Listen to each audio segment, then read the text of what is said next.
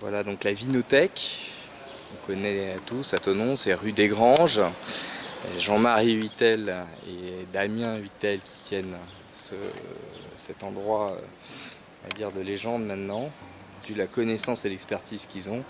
Et j'arrive au bar Le Contre-Chagrin, donc qui est le bar attenant en fait à la Vinothèque. Voilà, et j'arrive à la rencontre de Jean-Marie Huitel. Jean-Marie, bonjour. Bonjour. Alors, parlez-nous déjà de cet endroit ici, le Contre-Chagrin. Alors, ce qu'on a voulu en fait avec le Contre-Chagrin, c'est... Bon, déjà, le principe, c'est un bar à vin, Oui. c'est clair. Donc, bar à vin, une sélection de vins ouverts. On a toujours une dizaine de vins différents ouverts. Oui.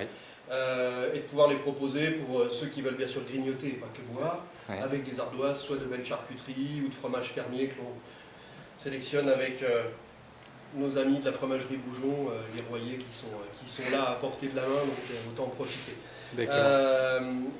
Donc le Contre-Chagrin, on l'a ouvert en 2011. C'est bien sûr aussi l'idéal pour mettre en avant toute la gamme de vins que l'on a à la Vinothèque, Oui. parce qu'on en a 800. Je vais dans la direction pour voir de loin. C'est un véritable vivier en fait. Voilà, vous le voyez de loin. On va découvrir ça au fur et à mesure puisqu'on va prendre un rendez-vous une fois par semaine. Vous avez bien voulu nous présenter un vin une fois par semaine et surtout nous faire rentrer dans cette découverte un peu qu'on n'a pas. On a besoin vraiment qu'on nous éduque et qu'on nous apprenne à rentrer vraiment dans cette découverte des vins. Donc, un grand merci pour ça. Et donc aujourd'hui, vous voulez nous présenter un vin un petit peu particulier, un rouge. Qu'est-ce que vous voulez dire au sujet de ça ? Un rouge qui vient du sud, qui vient de la Provence, Oui. qui vient d'une appellation qui est très connue, qui est Bandol, d'un château qui est très connu, qui est certainement un des plus cotés de Bandol, qui est le château de Pibarnon. Il y a plusieurs raisons à ça, à ce choix. D'abord pour le vin en lui-même.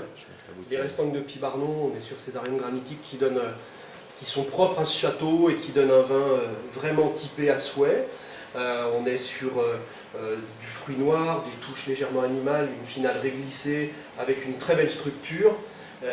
Même si ces structures, on a néanmoins des tanins qui sont assez soyeux. Je voulais aussi parler donc, de la bouteille parce que la Provence, quand on parle Provence, on pense systématiquement rosé. Il fait beau, il fait chaud, c'est l'époque des rosés, c'est vrai. Oui. Mais on oublie simplement qu'il y a des rouges et des blancs exceptionnels en Provence. Oui. Donc ça, je voulais le dire. Et puis la dernière chose, ou en tout cas qui est très importante que je veux dire aussi, c'est un rouge en été, oui, mais on ne le sert pas n'importe comment. Un rouge, ça se rafraîchit. Quand vous avez 30 degrés sous le parasol, vous ne servez pas un rouge à la température ambiante, c'est impossible.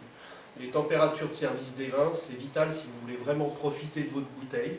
Ouais. Un Bordeaux, ça se sert à 18 degrés normalement, donc vous comprenez tout de suite le problème quand il fait 30 sous votre parasol. Un vin de la vallée du Rhône ou un Bourgogne, c'est 16 degrés. Ouais.